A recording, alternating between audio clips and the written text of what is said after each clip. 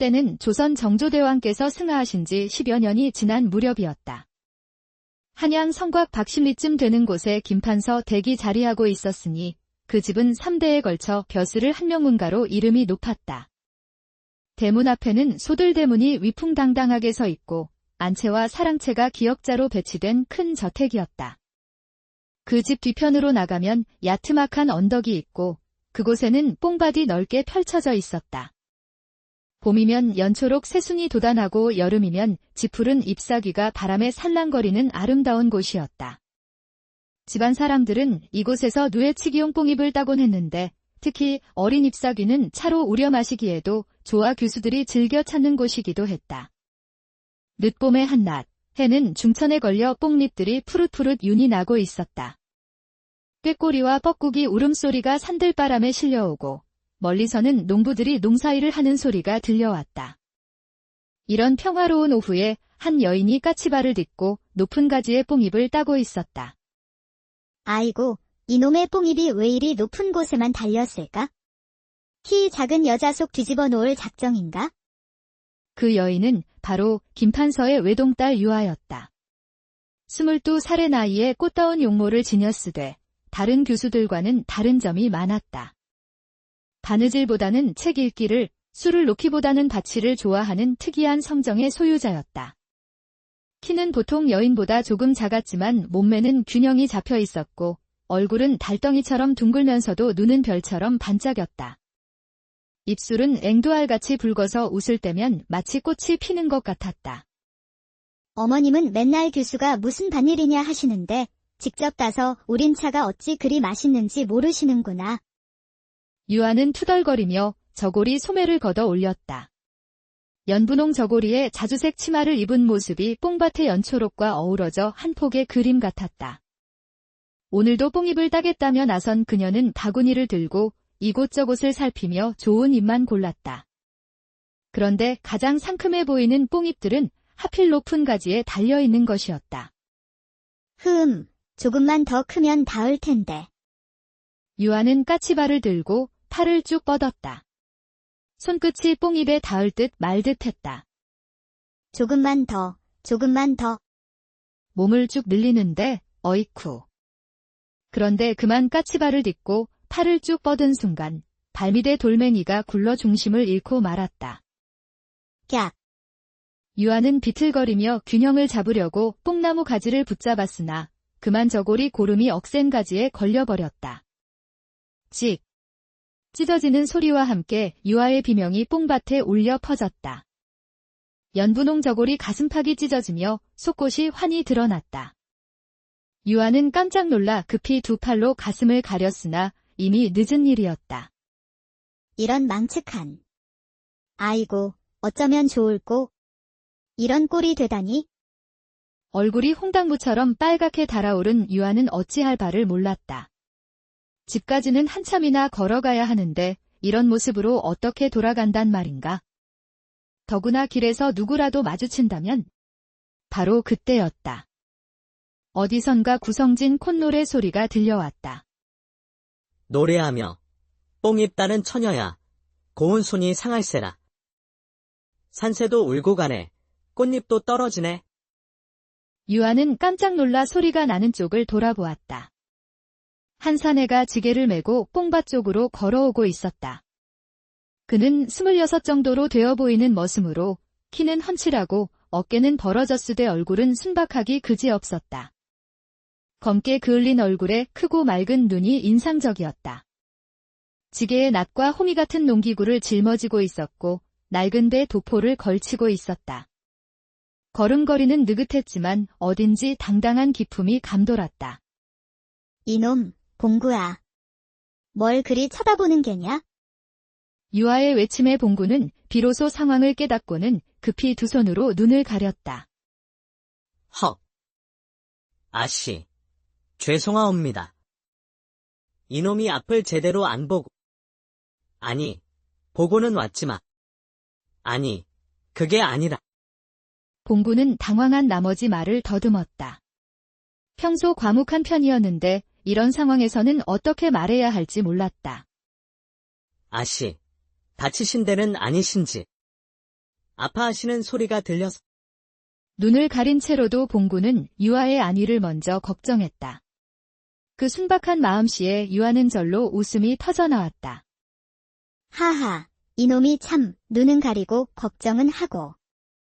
아, 그게 아씨께서 다치셨나 해서요? 하지만 보면 안 되니까. 봉구의 진심 어린 걱정과 순진한 모습이 어찌나 귀여운지 유아는 처음 느끼는 묘한 감정에 사로잡혔다. 지금껏 만나본 남자들은 모두 자신의 미모만 칭찬했는데 이 순박한 머슴은 자신이 다쳤을까 봐 걱정하고 있지 않은가. 저 도포라도 벗어드릴까요? 봉구는 여전히 눈을 가린 채 제 등에 걸친 낡은 도포를 벗어 유아 쪽으로 내밀었다. 비록 낡았지만 깨끗하게 빨아서 햇볕에 말린 도포에서는 은은한 비누 냄새가 났다. 고맙다, 봉구야. 유아는 도포를 받아 몸을 가리며 말했다. 도포는 생각보다 따뜻했고 봉구의 체온이 남아있는 것 같았다. 그제야 봉구는 조심스럽게 손을 내렸다. 아씨, 다치신 곳은 없으신지? 다친 곳은 없다만 이 저고리가 영꼴이 흉하게 찢어졌구나. 유아는 찢어진 저고리를 바라보며 한숨을 내쉬었다. 어머니가 정성껏 지어준 저고리였는데. 아이고, 그것도 이놈 때문이옵니다. 일찍 와서 뽕잎을 따 드릴 것을. 아씨께서 이런 일을 당하시다니? 봉구는 고개를 푹 숙이며 자책했다. 자신이 미리 와서 뽕잎을 따 놓았다면 유아가 이런 일을 당하지 않았을 텐데 하는 생각이었다. 무슨, 내 탓이냐? 내가 욕심을 부려 높은 가지의 뽕잎을 따려다 그리 된 것을. 도리어 내가 도와주었으니 고마울 따름이다. 그래도 제가 뽕잎을 미리 따 놓았더라면 아씨 같은 귀한 분이 이런 고생을 하실 일이. 봉구의 말에 유아는 슬며시 미소를 지었다. 다른 머슴들은 자신을 보면 고개도 제대로 들지 못했는데 이 사람은 이렇게 진솔하게 대하고 있지 않은가? 너는 참 괜찮은 놈이구나, 봉구야. 이름이 봉구 맞지? 예, 봉구입니다. 밭들 봉자의 9구자 9번째로 태어났다 해서 그리 지었다고 부모님께서. 말하다가 봉구는 표정이 어두워졌다. 부모님을 떠올리며 슬픔이 스친 것이었다. 부모님이 계시지 않는구나. 예, 3년 전에 돌아가셨사옵니다. 유아는 봉구의 슬픈 표정을 보며 가슴이 아팠다. 이렇게 착한 사람이 부모까지 여의었다니. 그럼 혼자 지내는 개로구나. 외롭지 않느냐? 외롭기야 하지만 일이 있으니 견딜 만하옵니다. 그리고 우리 집 식구들이 모두 좋으셔서. 봉구는 김판서 댁 사람들을 식구라고 불렀다. 비록 머슴이지만 가족처럼 대해주는 것에 감사하는 마음이었다. 그 말에 유아는 봉구의 마음씨가 얼마나 고운지 새삼 느꼈다. 너는 정말 마음이 곱구나. 아씨께서 너무 칭찬하시니 이놈은 그저 하던 일을 할 뿐이옵니다. 봉구는 얼굴이 붉어지며 머리를 극적였다. 이 도포는 내일 빨아서 돌려주마. 아, 아니옵니다. 그런 것까지 아씨께서 하실 일이. 괜찮다. 나도 빨래는 할 줄 안다. 어머니가 가르쳐 주셨거든. 유아는 웃으며 말했다. 봉구는 그 환한 미소에 넋을 잃고 바라보았다. 햇살 받은 꽃처럼 아름다운 웃음이었다. 그럼 감사히 받겠사옵니다. 그렇게 말하며 유아는 집으로 향했다. 뒤에서 봉구는 지게를 다시 매며 중얼거렸다. 참 특이한 아씨로군. 다른 양반 아가씨들과는 영 다르시네. 빨래도 하신다니. 봉구의 눈에는 유아가 떠나간 방향이 한참 동안 아련하게 남아 있었다. 한편 집으로 돌아간 유아는 어머니 마님을 만났다. 유아야, 뽕잎은 잘 땄느냐? 그런데 그 도포는 뭐냐? 어머님, 저고리가 찢어져서 봉구가 빌려준 것입니다. 봉구. 그 머슴이. 마님은 눈썹을 찌푸렸다. 딸이 머슴의 옷을 빌려 입었다는 것이 못마땅했다. 어떻게 된 일이냐? 유아는 오늘 있었던 일을 간략히 설명했다.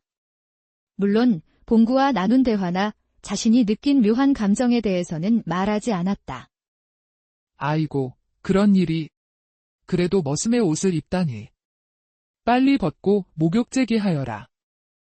어머님, 봉구는 좋은 사람입니다. 제가 곤란할 때 도와주었는걸요. 좋은 사람이든 나쁜 사람이든 신분은 신분이다. 규수가 머슴과 그렇게 가까이 지내서는 안 된다. 마님의 엄한 말씀에 유아는 더 이상 말하지 못했다. 하지만 마음속으로는 봉구의 따뜻한 미소가 계속 떠올랐다. 그날 밤, 유아는 봉구의 도포를 정성스럽게 빨았다. 찬물에 비누를 풀어 조심조심 문질렀다. 도포에서 나는 봉구의 채취를 맡으며 가슴이 두근거렸다. 혼잣말로 이상하다. 왜 이런 기분이 드는 걸까? 유아는 자신의 마음을 알 수 없어 답답했다. 그날 이후 유아는 자꾸만 발걸음이 뽕밭으로 향했다. 처음에는 도포를 돌려주려는 핑계였지만 그 일이 끝난 후에도 계속 뽕밭을 찾았다. 날마다 밭으로 나가는 것이 말이 되느냐? 어머님, 뽕잎차는 몸에 좋다고 하지 않으셨습니까? 직접 딴 것이 더 정성이 들어가지 않겠습니까? 그리고 밖에서 바람도 쐬고요. 마님은 딸의 고집을 당해낼 수 없어 그저 한숨만 내쉬었다. 요즘 너는 왜 이리 뽕밭만 드나드느냐? 예전에는 책 읽기를 그리 좋아하더니. 책도 읽고 뽕잎도 따고. 둘 다 하면 안 되나요? 유아는 애매하게 대답했다. 사실은 봉구를 만나고 싶어서였지만 그런 말을 어떻게 할 수 있겠는가. 이렇게 하여 유아는 매일같이 뽕밭을 찾았다. 그때마다 봉구는 이미 와서 뽕잎을 따고 있었다. 땀이 이마에 송골송골 맺힌 채 묵묵히 일하는 모습이 왠지 정겹기만 했다. 봉구야, 오늘도 일찍 왔구나. 아씨께서 뽕잎을 좋아하신다 하시기에 좋은 것만 골라서 따두었사옵니다. 봉구는 바구니 가득 싱싱한 뽕잎을 담아 유아에게 내밀었다. 이른 아침 이슬을 맞은 뽕잎들이 반짝반짝 빛났다. 이렇게 좋은 뽕잎. 고맙다, 봉구야. 유아는 그 마음씨에 감동하며 받아들였다. 봉구가 자신을 위해 일찍 나와 정성껏 뽕잎을 따놓았다는 생각에 가슴이 따뜻해졌다. 그런데 너는 언제부터 우리 집에서 일하게 되었느냐? 3년 전부터입니다. 부모님을 여의고 갈 곳이 없어 헤매던 중에 김판서 어른께서 거두어 주셨사옵니다. 그랬군. 부모님은 어떻게 돌아가셨느냐? 열병으로. 그해 여름에 열병이 돌아서 많은 분들이 돌아가셨는데 부모님도 그때. 봉구의 목소리가 낮아졌다. 아직도 부모님을 떠올리면 가슴이 아팠다. 그랬구나. 혼자 사는 것이 외롭지 않느냐? 외롭기야 하지만 일이 있으니 견딜 만하옵니다. 그리고 뭐냐? 아씨께서 자주 오시니 덜 외롭사옵니다. 그 솔직한 말에 유아의 가슴이 두근거렸다. 자신도 모르게 얼굴이 붉어지는 것을 느꼈다. 이놈이 무슨 말을. 그런 말 함부로 하는 게 아니다. 죄송하옵니다. 이놈이 주제를 모르고. 아니다. 그게 아니라. 유아는 말끝을 흐렸다. 사실은 자신도 봉구와 이야기하는 시간이 하루 중 가장 즐거웠다. 하지만 그런 마음을 드러낼 수는 없었다. 봉구야, 너는 평소에 무엇을 하며 지내느냐? 낮에는 밭일을 하고 저녁에는 책을 읽사옵니다. 책을. 머슴이 책을. 유아는 놀랐다.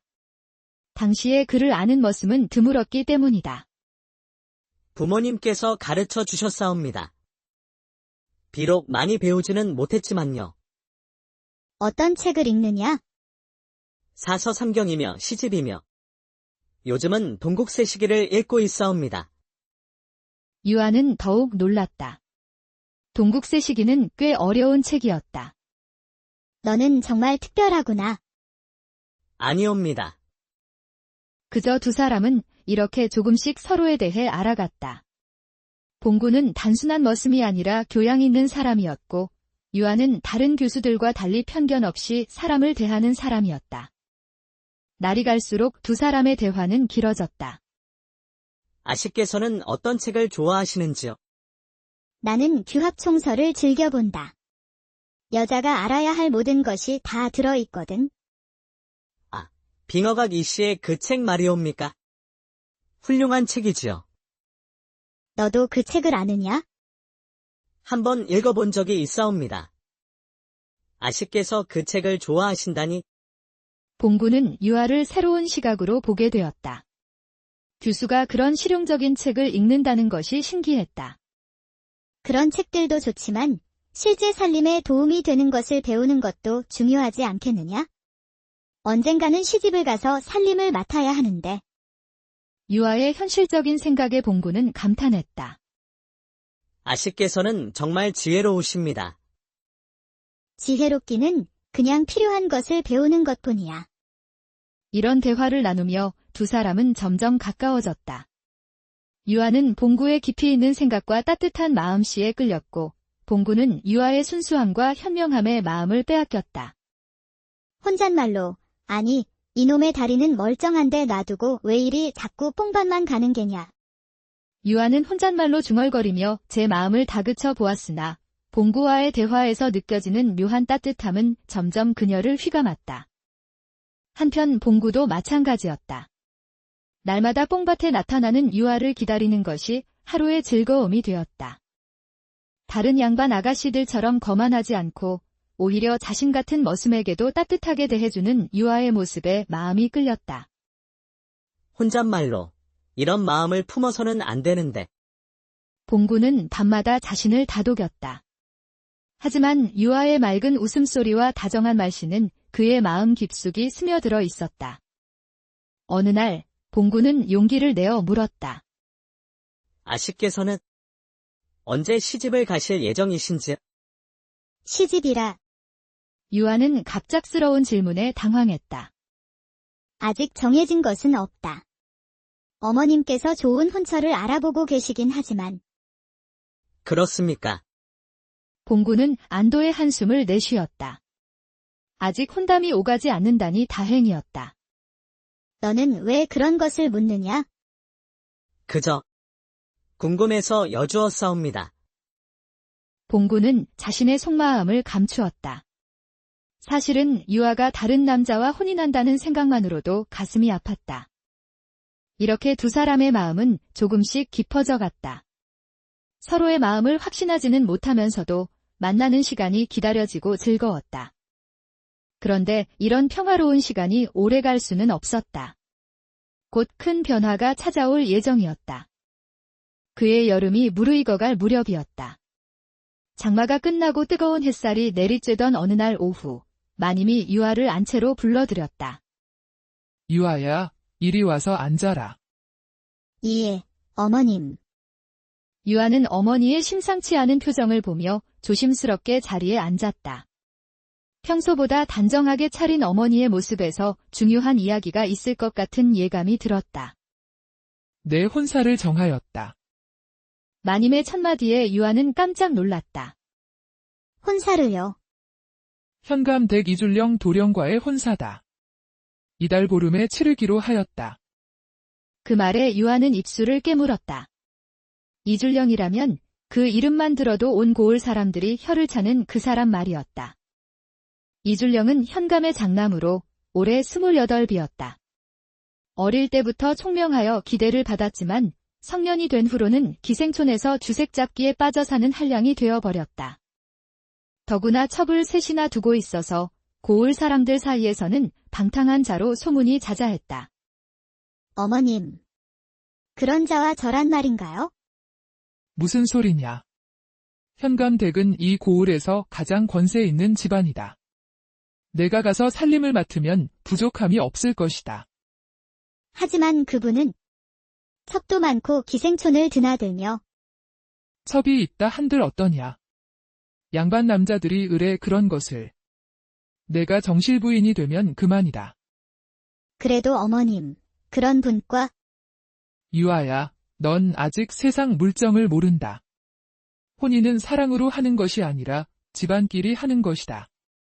현감댁과 혼인하면 우리 집안의 지위도 더욱 튼튼해진다. 마님의 현실적인 말에 유아는 할 말을 잃었다. 조선시대 여성에게 혼인은 선택의 문제가 아니라 부모가 정해주는 것이었다. 더구나 내 나이가 벌써 22이 아니냐. 이제 혼인할 때가 되었다. 하지만은 무슨 하지만이냐. 이미 양가에서 합의한 일이다. 이줄령 도령도 내 용모를 보고 마음에 들어 한다고 하더라. 유아는 이줄령이 자신의 용모를 보았다는 말에 소름이 돋았다. 그분이 저를 언제 보셨다는? 지난번 단오날 그네 타기에서 보았다고 하더라. 그때 내가 그네를 타는 모습이 아름다웠다고. 유아는 그때를 떠올렸다. 단오날 마을 여인들과 함께 그네를 탔는데 그때 누군가가 자신을 지켜보고 있다는 느낌을 받았었다. 그것이 이줄령이었다니. 그분의 시선이 불편했는데 그때부터 저를. 불편하긴 뭐가 불편하냐. 장래 남편이 아내를 보는 것이 당연하지. 마님의 단호한 말에 유아는 더 이상 반박할 수 없었다. 시간은 무슨 시간이냐? 이미 날짜도 잡았다. 이달 보름, 열흘 뒤다. 그렇게 빨리요? 혼인은 빠를수록 좋다. 더 늦으면 또 무슨 일이 생길지 모르니까. 유아는 현실이 믿어지지 않았다. 열흘 뒤에 이줄령과 혼인한다니. 유아는 혼란한 마음에 안채를 빠져나왔다. 숨이 막히는 것 같았다. 자연스럽게 발걸음은 뽕밭으로 향했다. 뽕밭에 도착하니 다행히 봉구가 그곳에 있었다. 하지만 평소와 달리 유아의 표정이 어두웠다. 봉구야, 오늘 뽕 많이 땄느냐? 평소보다 힘없는 목소리였다. 봉구는 놀라며 돌아보았다. 아씨, 무슨 걱정이 있으신 모양이옵니다. 얼굴빛이 좋지 않으신데. 아니다. 그냥. 유아는 말끝을 흐렸다. 어떻게 이런 이야기를 할 수 있겠는가? 무슨 일이든 혼자 끙끙 앓지 마시고 말씀해 보시옵소서. 이놈이 들어드릴 수는 있사옵니다. 그 따뜻한 말에 유아는 그만 속마음을 털어놓고 말았다. 봉구야, 모두 가진 자는 더 가지려 하더구나. 하나만 정성껏 품는 이는 없더라. 아씨, 무슨 말씀을? 혼사 말이다. 봉구의 얼굴이 일순간 굳어졌다. 이미 첩이 셋이나 있는 자와 혼인하라 하니. 그런 자의 넷째 부인이 되는 것이 무슨 복이란 말이냐? 봉구는 그 말에 큰 충격을 받았다. 유아가 혼인한다니 그것도 그런 자와. 마음이 무너지는 것 같았다. 아씨께서는 그 혼사를 원하지 않으시는 것이옵니까? 원할 리가 있느냐. 하지만 부모님 뜻을 거스를 수도 없고 더구나 벌써 날짜까지 잡혔다고 하니. 언제 혼례를 올리신다는 것이옵니까? 이달 보름. 열흘 뒤다. 봉구는 주먹을 꽉 쥐었다가 폈다. 열흘. 너무나 짧은 시간이었다. 아씨께서 원치 않으신다면? 뭐라고? 아니옵니다. 이놈이 주제넘은 생각을? 봉구는 고개를 돌렸다. 하고 싶은 말이 많았지만 신분의 차이를 생각하면 입에 담을 수 없었다. 유아는 그런 봉구의 모습을 바라보며 가슴이 아팠다. 봉구도 자신과 같은 마음이라는 것을 알 수 있었다. 봉구야. 예, 아씨. 만약 내가 그 혼사를 거부한다면 어떻게 될까? 그건 어려우실 것 같사옵니다. 이미 양가에서 약속한 일이면. 그렇겠지? 부모님께 불효를 저지를 수는 없고. 유아는 한숨을 깊이 내쉬었다. 봉구는 그런 유아를 보며 가슴이 찢어지는 것 같았다. 아씨, 만약 다른 분과 혼인하시게 된다면 이놈은. 너는 뭐냐? 이놈은 아씨를. 봉구는 말을 잇지 못했다. 자신의 마음을 고백하고 싶었지만 그럴 수 없었다. 봉구야, 너도 빨리 좋은 사람 만나서 혼인해야지. 이놈에게는 이미 마음에 둔 사람이 있사옵니다. 그래. 누구냐? 유아는 묘한 질투심을 느꼈다. 하지만 그분은 이놈과는 다른 세상에 사시는 분이라 평생 그리워만 할 뿐이옵니다. 그 말에 유아는 가슴이 두근거렸다. 혹시 자신을 말하는 것은 아닐까? 그런 사랑도 있는 법이지. 이루어질 수 없는 사랑. 두 사람은 서로를 바라보며 말없이 서 있었다. 하고 싶은 말이 많았지만 신분의 벽이 가로막고 있었다. 혼례 전까지 매일 뽕밭에 나올 것 같다. 마음이 답답할 때는 이곳에 나와야 숨이 트이거든. 그럼 이놈도 매일 나와서 뽕잎을 따놓겠사옵니다. 고맙다, 봉구야. 그날 이후 두 사람은 남은 시간을 더욱 소중히 여겼다. 매일 뽕밭에서 만나 이야기를 나누었지만 마음속 깊은 감정은 드러내지 못했다. 며칠이 지나자 집안은 혼례 준비로 분주해졌다. 혼수를 준비하고 음식을 장만하는 일로 온 집안이 들썩였다. 유아야, 이리 와서 혼례복을 맞춰 보아라. 유아는 마지못해 혼례복을 입어보았다. 화려한 원삼과 족두리가 아름다웠지만 유아의 마음은 무겁기만 했다. 우리 딸이 이렇게 곱구나. 이줄령 도령이 보면 얼마나 좋아할까? 마님의 말에 유아는 몸서리를 찼다. 이줄령의 탐욕스러운 눈빛이 떠올랐다. 한편 봉구는 나날이 여위어갔다. 유아가 다른 남자와 혼인한다는 생각에 밥맛도 없고 잠도 오지 않았다. 혼례를 사흘 앞둔 어느 밤이었다. 달이 중천에 걸린 시각, 유아는 잠을 이루지 못하고 뽕밭으로 나왔다. 시원한 밤바람을 맞으며 복잡한 마음을 달래려 했다. 혼잣말로 사흘 뒤면 정말 그 사람의 아내가 되는군.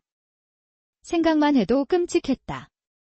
이줄령의 음흉한 미소와 탐욕스러운 눈빛이 떠올랐다. 혼잣말로, 봉구야. 너와 이야기하던 시간이 가장 행복했는데. 그때 갑자기 말발굽 소리가 들려왔다. 누군가가 말을 타고 오고 있었다. 유아는 깜짝 놀라 뒤를 돌아보았다. 술 냄새와 함께 나타난 것은 이줄령이었다. 달빛 아래에도 그의 얼굴이 술에 취해 붉어져 있는 것이 보였다. 이런 밤중에 아씨께서 홀로 나와 계시다니 참 운이 좋구나. 이줄령은 비틀거리며 말에서 내렸다.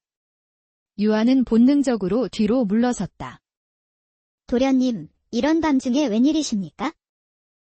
웬일이긴. 곧 내 아내가 될 사람을 보러 온 것이지.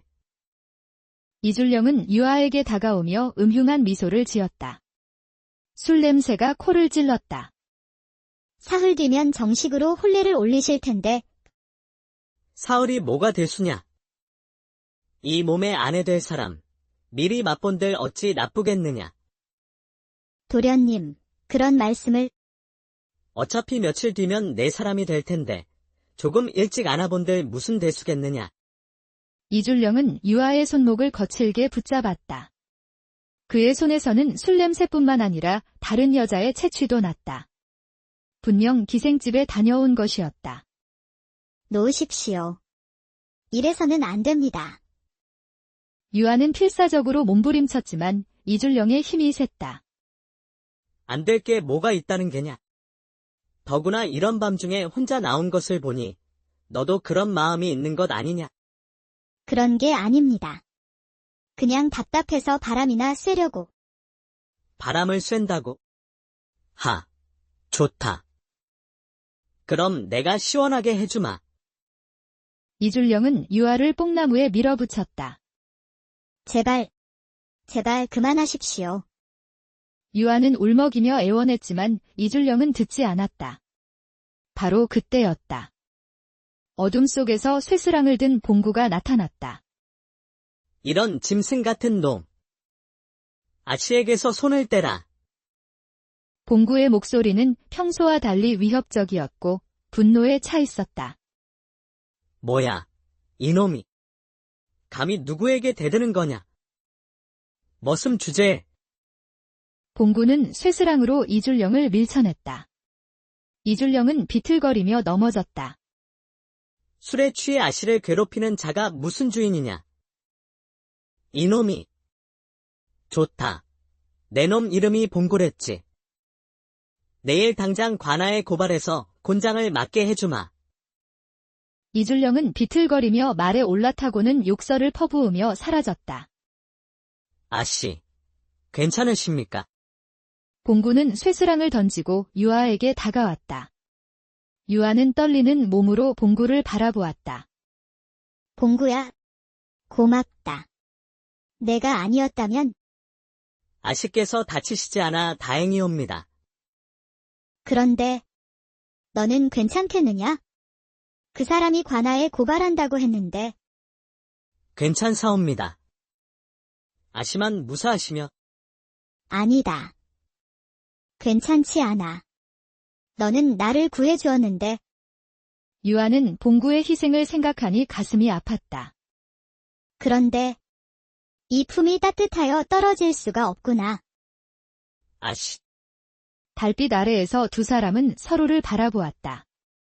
오랫동안 마음속에 품어왔던 감정이 한꺼번에 터져나왔다. 봉구야, 나는 아씨, 이놈도. 더 이상 말은 필요 없었다. 뽕나무 그늘 아래 두 사람은 서로를 끌어안았다. 세상의 모든 소음이 사라지고 오직 두 사람의 숨소리와 심장 소리만이 밤을 가득 채웠다. 사흘 뒤면 다른 사람의 아내가 되어야 하는데, 아씨, 오늘 밤만은 내 마음대로 하고 싶다. 유아의 저골이 고름이 풀리고 봉구의 거친 손이 그녀의 부드러운 살결을 어루만졌다. 꽃잎들이 바람에 살랑거리며 두 사람의 모습을 감싸주었다. 달빛이 두 사람의 얽힌 몸을 은빛으로 비추었다. 이 밤이 영원했으면, 유아의 속삭임에 봉구는 더욱 꽉 그녀를 안았다. 그날 밤 두 사람은 몸과 마음이 하나가 되었다. 하지만 행복한 시간은 짧았다. 새벽이 밝아오자 현실이 다시 찾아왔다. 이제 어떻게 해야 할까? 걱정 마십시오, 아씨. 이놈이 모든 것을 해결하겠사옵니다. 너 하나 희생시킬 수는 없어? 아씨를 위한 일이면 무엇이든 하겠사옵니다. 두 사람은 서로를 꽉 안으며 이별을 아쉬워했다. 앞으로 어떤 일이 벌어질지 알 수 없었지만 이 밤의 사랑만은 영원히 간직하고 싶었다. 이튿날 똥이틀 무렵 쇠붙이 소리와 함께 포졸들이 김판서 댁으로 몰려왔다. 집안은 순식간에 아수라장이 되었다. 봉구라는 놈을 잡으러 왔다. 포도대장의 외침에 온 집안이 발칵 뒤집혔다. 하인들은 무슨 일인지 몰라 우왕좌왕했고 김판서는 급히 사랑채에서 나왔다. 이게 무슨 일이오? 현감 도련님을 폭행한 머슴을 잡으러 왔사옵니다. 폭행이라니? 김판서는 어리둥절했다. 봉구가 그런 일을 할 리가 없다고 생각했다. 포졸들이 뽕밭으로 몰려갔다. 유아는 급히 뽕밭으로 달려갔으나 이미 봉구는 포졸들에게 둘러싸여 있었다. 이놈이 바로 봉구다. 어서 결박하여라. 포졸들이 봉구에게 달려들었다. 봉구는 저항하지 않고 순순히 손을 내밀었다. 잠깐. 모든 사람들이 숨을 죽이고 유아를 바라보았다. 이 사람은 내 서방이요. 순간 뽕밭이 쥐죽은 듯 조용해졌다. 포도대장이 놀라며 물었다. 뭐라고 하셨소? 혼례 전에 몸을 주었소. 이 사람과는 이미 100년 가약을 맺었단 말이오. 유아의 선언에 포졸들은 어찌할 바를 몰랐다. 양반댁 교수가 이런 말을 한다는 것은 상상할 수도 없는 일이었다. 아씨, 그런 말씀을 어찌? 이미 정해진 일을 어찌 거짓이라 하겠소? 이 사람은 내 남편이요. 그때 김판서와 마님이 달려왔다. 마님은 딸의 말을 듣고 기절할 뻔했다. 유아야, 너 지금 무슨 짓을 하는 게냐? 어머님, 이미 엎질러진 물입니다. 이런 천하의 못된 것. 어서 그놈에게서 떨어져라. 하지만 유아는 봉구의 팔을 꽉 껴안으며 물러서지 않았다. 저는 이 사람과 정을 통했으니 이 사람 외에는 다른 남자를 남편으로 모실 수 없습니다. 김판서는 땅이 꺼지는 것 같았다. 딸이 머슴과 그런 관계를 맺었다니. 유아야. 네가 정말 예, 아버님. 죄송합니다. 하지만 이미 벌어진 일입니다. 포도대장은 난처한 표정으로 물러섰다. 이런 상황에서는 함부로 봉구를 잡아갈 수 없었다. 이 일은 현감님께 보고해야겠소. 때는 조선 정조대왕께서 승하하신 지 10여 년이 지난 무렵이었다.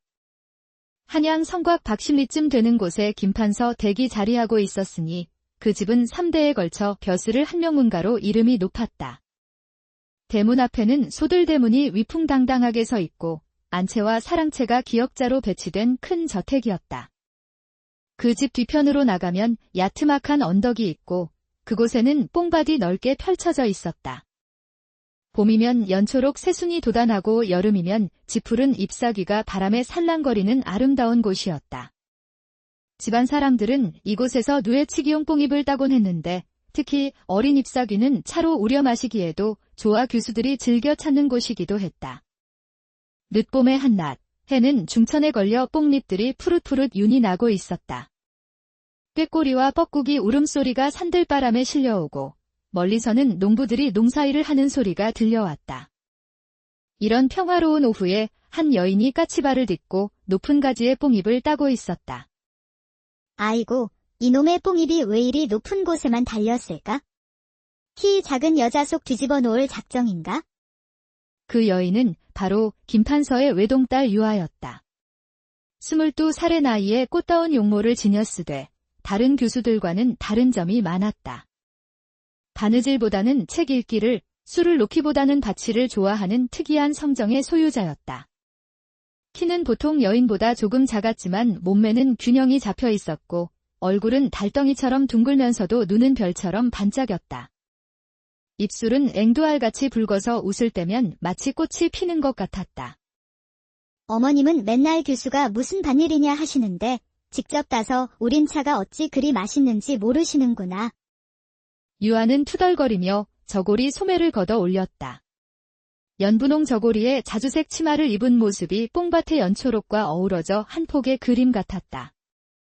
오늘도 뽕잎을 따겠다며 나선 그녀는 바구니를 들고 이곳저곳을 살피며 좋은 잎만 골랐다. 그런데 가장 상큼해 보이는 뽕잎들은 하필 높은 가지에 달려있는 것이었다.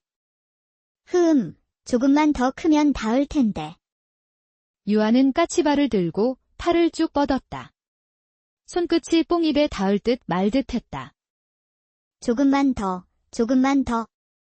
몸을 쭉 늘리는데 어이쿠. 그런데 그만 까치발을 딛고 팔을 쭉 뻗은 순간 발밑의 돌멩이가 굴러 중심을 잃고 말았다. 깍. 유아는 비틀거리며 균형을 잡으려고 뽕나무 가지를 붙잡았으나 그만 저고리 고름이 억센 가지에 걸려버렸다. 찍. 찢어지는 소리와 함께 유아의 비명이 뽕밭에 울려 퍼졌다. 연분홍 저고리 가슴팍이 찢어지며 속꽃이 환히 드러났다. 유아는 깜짝 놀라 급히 두 팔로 가슴을 가렸으나 이미 늦은 일이었다. 이런 망측한. 아이고, 어쩌면 좋을꼬. 이런 꼴이 되다니. 얼굴이 홍당무처럼 빨갛게 달아오른 유아는 어찌할 바를 몰랐다. 집까지는 한참이나 걸어가야 하는데 이런 모습으로 어떻게 돌아간단 말인가. 더구나 길에서 누구라도 마주친다면 바로 그때였다. 어디선가 구성진 콧노래 소리가 들려왔다. 노래하며 뽕잎 따는 처녀야 고운 손이 상할세라. 산새도 울고 가네. 꽃잎도 떨어지네. 유아는 깜짝 놀라 소리가 나는 쪽을 돌아보았다. 한 사내가 지게를 메고 뽕밭 쪽으로 걸어오고 있었다. 그는 26 정도로 되어 보이는 머슴으로 키는 훤칠하고 어깨는 벌어졌으되 얼굴은 순박하기 그지없었다. 검게 그을린 얼굴에 크고 맑은 눈이 인상적이었다. 지게에 낫과 호미 같은 농기구를 짊어지고 있었고 낡은 배 도포를 걸치고 있었다. 걸음걸이는 느긋했지만 어딘지 당당한 기품이 감돌았다. 이놈, 봉구야. 뭘 그리 쳐다보는 게냐? 유아의 외침에 봉구는 비로소 상황을 깨닫고는 급히 두 손으로 눈을 가렸다. 헉. 아씨, 죄송하옵니다. 이놈이 앞을 제대로 안 보고. 아니, 보고는 왔지만. 아니, 그게 아니라. 봉구는 당황한 나머지 말을 더듬었다. 평소 과묵한 편이었는데 이런 상황에서는 어떻게 말해야 할지 몰랐다. 아씨, 다치신 데는 아니신지. 아파하시는 소리가 들려서. 눈을 가린 채로도 봉구는 유아의 안위를 먼저 걱정했다. 그 순박한 마음씨에 유아는 절로 웃음이 터져나왔다. 하하, 이놈이 참, 눈은 가리고 걱정은 하고. 아, 그게 아씨께서 다치셨나 해서요? 하지만 보면 안 되니까. 봉구의 진심 어린 걱정과 순진한 모습이 어찌나 귀여운지 유아는 처음 느끼는 묘한 감정에 사로잡혔다. 지금껏 만나본 남자들은 모두 자신의 미모만 칭찬했는데 이 순박한 머슴은 자신이 다쳤을까 봐 걱정하고 있지 않은가. 저, 도포라도 벗어드릴까요? 봉구는 여전히 눈을 가린 채 제 등에 걸친 낡은 도포를 벗어 유아 쪽으로 내밀었다.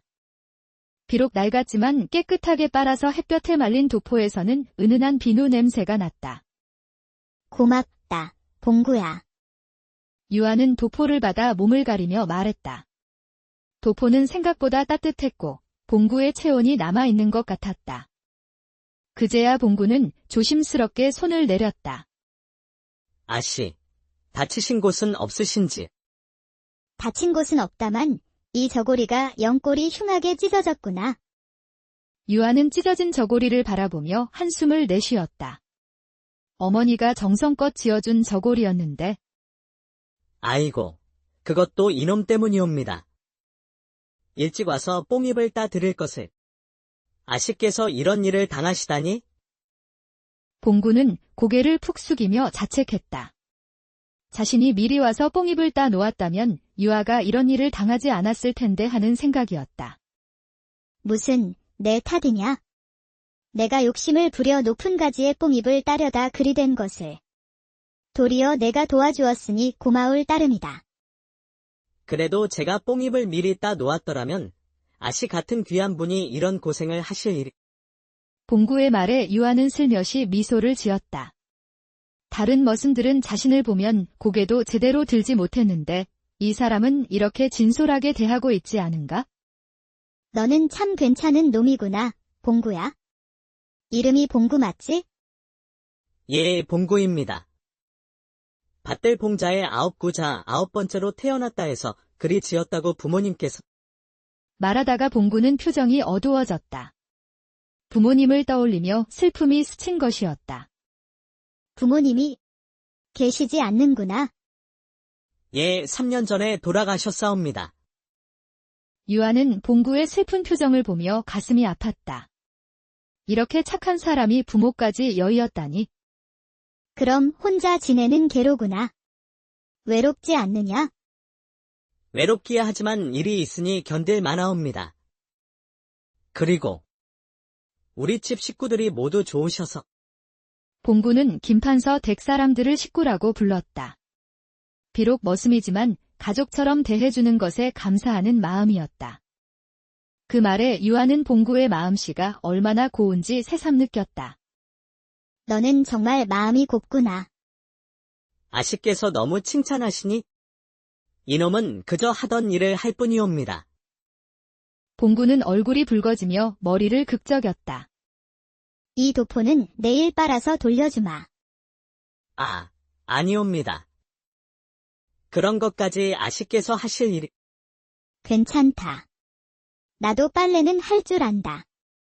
어머니가 가르쳐 주셨거든. 유아는 웃으며 말했다.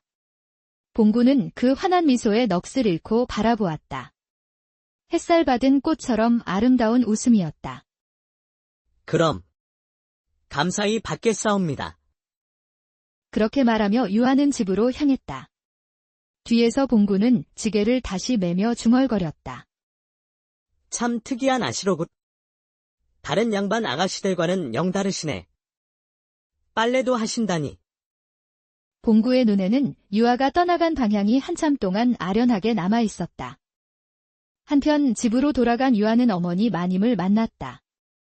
유아야, 뽕잎은 잘 땄느냐? 그런데 그 도포는 뭐냐? 어머님, 저고리가 찢어져서 봉구가 빌려준 것입니다. 봉구. 그 머슴이. 마님은 눈썹을 찌푸렸다. 딸이 머슴의 옷을 빌려 입었다는 것이 못마땅했다. 어떻게 된 일이냐? 유아는 오늘 있었던 일을 간략히 설명했다. 물론 봉구와 나눈 대화나 자신이 느낀 묘한 감정에 대해서는 말하지 않았다. 아이고, 그런 일이. 그래도 머슴의 옷을 입다니. 빨리 벗고 목욕제기 하여라. 어머님, 봉구는 좋은 사람입니다. 제가 곤란할 때 도와주었는걸요. 좋은 사람이든 나쁜 사람이든 신분은 신분이다. 규수가 머슴과 그렇게 가까이 지내서는 안 된다. 마님의 엄한 말씀에 유아는 더 이상 말하지 못했다. 하지만 마음속으로는 봉구의 따뜻한 미소가 계속 떠올랐다. 그날 밤, 유아는 봉구의 도포를 정성스럽게 빨았다. 찬물에 비누를 풀어 조심조심 문질렀다. 도포에서 나는 봉구의 채취를 맡으며 가슴이 두근거렸다. 혼잣말로 이상하다. 왜 이런 기분이 드는 걸까? 유아는 자신의 마음을 알 수 없어 답답했다. 그날 이후 유아는 자꾸만 발걸음이 뽕밭으로 향했다. 처음에는 도포를 돌려주려는 핑계였지만 그 일이 끝난 후에도 계속 뽕밭을 찾았다. 날마다 밭으로 나가는 것이 말이 되느냐? 어머님, 뽕잎차는 몸에 좋다고 하지 않으셨습니까? 직접 딴 것이 더 정성이 들어가지 않겠습니까? 그리고 밖에서 바람도 쐬고요. 마님은 딸의 고집을 당해낼 수 없어 그저 한숨만 내쉬었다. 요즘 너는 왜 이리 뽕밭만 드나드느냐? 예전에는 책 읽기를 그리 좋아하더니. 책도 읽고 뽕잎도 따고. 둘 다 하면 안 되나요? 유아는 애매하게 대답했다.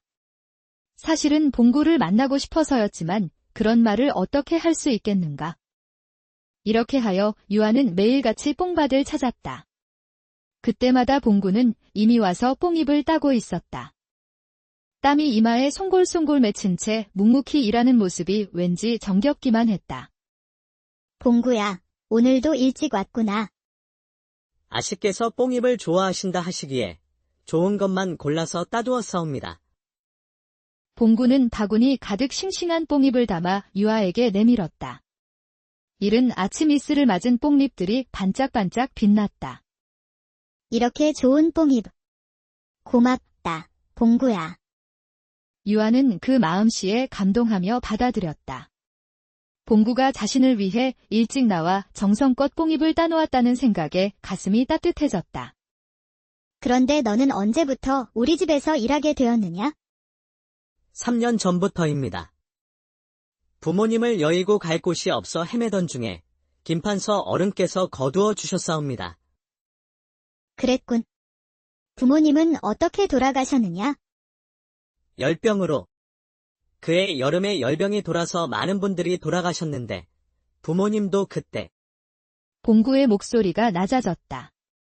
아직도 부모님을 떠올리면 가슴이 아팠다. 그랬구나. 혼자 사는 것이 외롭지 않느냐? 외롭기야 하지만 일이 있으니 견딜 만하옵니다. 그리고 뭐냐? 아씨께서 자주 오시니 덜 외롭사옵니다. 그 솔직한 말에 유아의 가슴이 두근거렸다. 자신도 모르게 얼굴이 붉어지는 것을 느꼈다. 이놈이 무슨 말을. 그런 말 함부로 하는 게 아니다. 죄송하옵니다. 이놈이 주제를 모르고. 아니다. 그게 아니라. 유아는 말끝을 흐렸다. 사실은 자신도 봉구와 이야기하는 시간이 하루 중 가장 즐거웠다. 하지만 그런 마음을 드러낼 수는 없었다. 봉구야, 너는 평소에 무엇을 하며 지내느냐? 낮에는 바치를 하고 저녁에는 책을 읽사옵니다. 책을. 머슴이 책을. 유아는 놀랐다. 당시에 그를 아는 머슴은 드물었기 때문이다. 부모님께서 가르쳐 주셨사옵니다. 비록 많이 배우지는 못했지만요. 어떤 책을 읽느냐? 사서삼경이며 시집이며 요즘은 동국세시기를 읽고 있사옵니다. 유아는 더욱 놀랐다.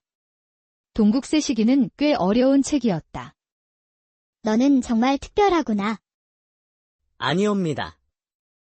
그저 두 사람은 이렇게 조금씩 서로에 대해 알아갔다. 봉구는 단순한 머슴이 아니라 교양 있는 사람이었고, 유아는 다른 교수들과 달리 편견 없이 사람을 대하는 사람이었다. 날이 갈수록 두 사람의 대화는 길어졌다. 아씨께서는 어떤 책을 좋아하시는지요? 나는 규합총서를 즐겨본다. 여자가 알아야 할 모든 것이 다 들어있거든. 빙어각 이씨의 그 책 말이옵니까? 훌륭한 책이지요. 너도 그 책을 아느냐? 한번 읽어본 적이 있사옵니다. 아씨께서 그 책을 좋아하신다니 봉구는 유아를 새로운 시각으로 보게 되었다. 교수가 그런 실용적인 책을 읽는다는 것이 신기했다. 그런 책들도 좋지만 실제 살림에 도움이 되는 것을 배우는 것도 중요하지 않겠느냐? 언젠가는 시집을 가서 살림을 맡아야 하는데. 유아의 현실적인 생각에 봉구는 감탄했다. 아씨께서는 정말 지혜로우십니다. 지혜롭기는 그냥 필요한 것을 배우는 것뿐이야. 이런 대화를 나누며 두 사람은 점점 가까워졌다. 유아는 봉구의 깊이 있는 생각과 따뜻한 마음씨에 끌렸고, 봉구는 유아의 순수함과 현명함에 마음을 빼앗겼다. 혼잣말로, 아니, 이놈의 다리는 멀쩡한데 놔두고 왜 이리 자꾸 뽕밭만 가는 게냐. 유아는 혼잣말로 중얼거리며 제 마음을 다그쳐 보았으나, 봉구와의 대화에서 느껴지는 묘한 따뜻함은 점점 그녀를 휘감았다. 한편 봉구도 마찬가지였다. 날마다 뽕밭에 나타나는 유아를 기다리는 것이 하루의 즐거움이 되었다.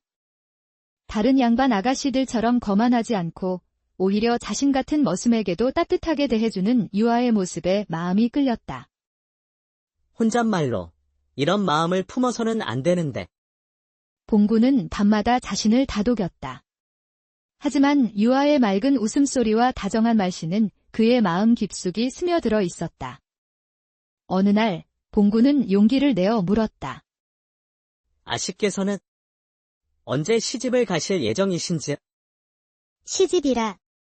유아는 갑작스러운 질문에 당황했다. 아직 정해진 것은 없다. 어머님께서 좋은 혼처를 알아보고 계시긴 하지만. 그렇습니까? 봉구는 안도의 한숨을 내쉬었다. 아직 혼담이 오가지 않는다니 다행이었다. 너는 왜 그런 것을 묻느냐? 그저 궁금해서 여쭈었사옵니다. 봉구는 자신의 속마음을 감추었다. 사실은 유아가 다른 남자와 혼인한다는 생각만으로도 가슴이 아팠다. 이렇게 두 사람의 마음은 조금씩 깊어져 갔다. 서로의 마음을 확신하지는 못하면서도 만나는 시간이 기다려지고 즐거웠다. 그런데 이런 평화로운 시간이 오래 갈 수는 없었다. 곧 큰 변화가 찾아올 예정이었다. 그의 여름이 무르익어갈 무렵이었다. 장마가 끝나고 뜨거운 햇살이 내리쬐던 어느 날 오후, 마님이 유아를 안채로 불러들였다. 유아야, 이리 와서 앉아라. 예, 어머님. 유아는 어머니의 심상치 않은 표정을 보며 조심스럽게 자리에 앉았다. 평소보다 단정하게 차린 어머니의 모습에서 중요한 이야기가 있을 것 같은 예감이 들었다. 내 혼사를 정하였다. 마님의 첫마디에 유아는 깜짝 놀랐다. 혼사를요. 현감댁 이줄령 도령과의 혼사다. 이달 보름에 치르기로 하였다. 그 말에 유아는 입술을 깨물었다. 이줄령이라면 그 이름만 들어도 온 고을 사람들이 혀를 차는 그 사람 말이었다. 이줄령은 현감의 장남으로 올해 28이었다. 어릴 때부터 총명하여 기대를 받았지만 성년이 된 후로는 기생촌에서 주색잡기에 빠져 사는 한량이 되어버렸다. 더구나 첩을 셋이나 두고 있어서 고을 사람들 사이에서는 방탕한 자로 소문이 자자했다. 어머님, 그런 자와 저란 말인가요? 무슨 소리냐. 현감댁은 이 고을에서 가장 권세 있는 집안이다. 내가 가서 살림을 맡으면 부족함이 없을 것이다. 하지만 그분은 첩도 많고 기생촌을 드나들며 첩이 있다 한들 어떠냐. 양반 남자들이 의뢰 그런 것을. 내가 정실부인이 되면 그만이다. 그래도 어머님, 그런 분과 유아야, 넌 아직 세상 물정을 모른다. 혼인은 사랑으로 하는 것이 아니라 집안끼리 하는 것이다. 현감댁과 혼인하면 우리 집안의 지위도 더욱 튼튼해진다. 마님의 현실적인 말에 유아는 할 말을 잃었다. 조선시대 여성에게 혼인은 선택의 문제가 아니라 부모가 정해주는 것이었다. 더구나 내 나이가 벌써 22이 아니냐. 이제 혼인할 때가 되었다. 하지만은 무슨 하지만이냐. 이미 양가에서 합의한 일이다. 이줄령 도령도 내 용모를 보고 마음에 들어 한다고 하더라. 유아는 이줄령이 자신의 용모를 보았다는 말에 소름이 돋았다. 그분이 저를 언제 보셨다는? 지난번 단오날 그네 타기에서 보았다고 하더라. 그때 내가 그네를 타는 모습이 아름다웠다고. 유아는 그때를 떠올렸다. 단오날 마을 여인들과 함께 그네를 탔는데 그때 누군가가 자신을 지켜보고 있다는 느낌을 받았었다. 그것이 이줄령이었다니. 그분의 시선이 불편했는데 그때부터 저를 불편하긴 뭐가 불편하냐. 장래 남편이 아내를 보는 것이 당연하지. 마님의 단호한 말에 유아는 더 이상 반박할 수 없었다. 시간은 무슨 시간이냐? 이미 날짜도 잡았다. 이달 보름, 열흘 뒤다. 그렇게 빨리요. 혼인은 빠를수록 좋다. 더 늦으면 또 무슨 일이 생길지 모르니까. 유아는 현실이 믿어지지 않았다. 열흘 뒤에 이줄령과 혼인한다니. 유아는 혼란한 마음에 안채를 빠져나왔다. 숨이 막히는 것 같았다. 자연스럽게 발걸음은 뽕밭으로 향했다. 뽕밭에 도착하니 다행히 봉구가 그곳에 있었다. 하지만 평소와 달리 유아의 표정이 어두웠다. 봉구야, 오늘 뽕 많이 땄느냐? 평소보다 힘없는 목소리였다. 봉구는 놀라며 돌아보았다. 아씨, 무슨 걱정이 있으신 모양이옵니다. 얼굴빛이 좋지 않으신데. 아니다. 그냥 유아는 말끝을 흐렸다. 어떻게 이런 이야기를 할 수 있겠는가? 무슨 일이든 혼자 끙끙 앓지 마시고 말씀해 보시옵소서. 이놈이 들어드릴 수는 있사옵니다. 그 따뜻한 말에 유아는 그만 속마음을 털어놓고 말았다. 봉구야, 모두 가진 자는 더 가지려 하더구나. 하나만 정성껏 품는 이는 없더라. 아씨, 무슨 말씀을? 혼사 말이다. 봉구의 얼굴이 일순간 굳어졌다. 이미 첩이 셋이나 있는 자와 혼인하라 하니. 그런 자의 넷째 부인이 되는 것이 무슨 복이란 말이냐? 봉구는 그 말에 큰 충격을 받았다. 유아가 혼인한다니 그것도 그런 자와. 마음이 무너지는 것 같았다. 아씨께서는 그 혼사를 원하지 않으시는 것이옵니까? 원할 리가 있느냐. 하지만 부모님 뜻을 거스를 수도 없고 더구나 벌써 날짜까지 잡혔다고 하니. 언제 혼례를 올리신다는 것이옵니까? 이달 보름. 열흘 뒤다. 봉구는 주먹을 꽉 쥐었다가 폈다. 열흘. 너무나 짧은 시간이었다. 아씨께서 원치 않으신다면? 뭐라고?